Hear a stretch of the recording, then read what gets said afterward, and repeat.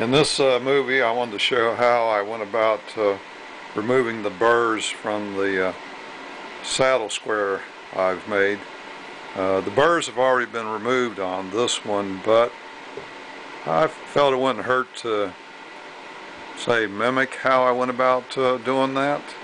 For starters, I used a file to remove the worst part of the burrs. So on all the sides, use that. It's basically like a 45-degree angle to the surface, but not in the corners here. In the corners, I used my Burr knife.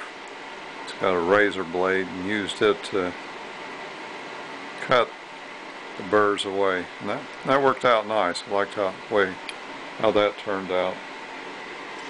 And then I took sandpaper. I used first 240 grit, and then I switched over to a 360. And what I would do is either spray it down with water or use an adhesive, spray adhesive, to hold the sandpaper down. And then if you use water, I would tend to put a heavy weight back here. And then I ran the saddle square back like this, try to polish it, so to speak, on these faces, and did the same thing over here, starting with 240. Then I'd change the paper out and go to 360.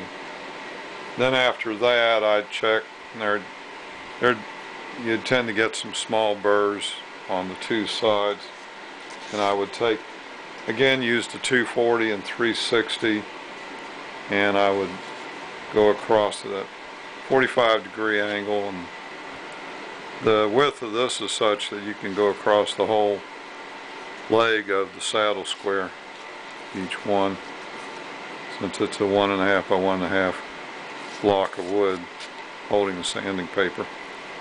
And I'd do that on all four legs of the saddle square. And that's basically how I removed the removed the burrs from the saddle square.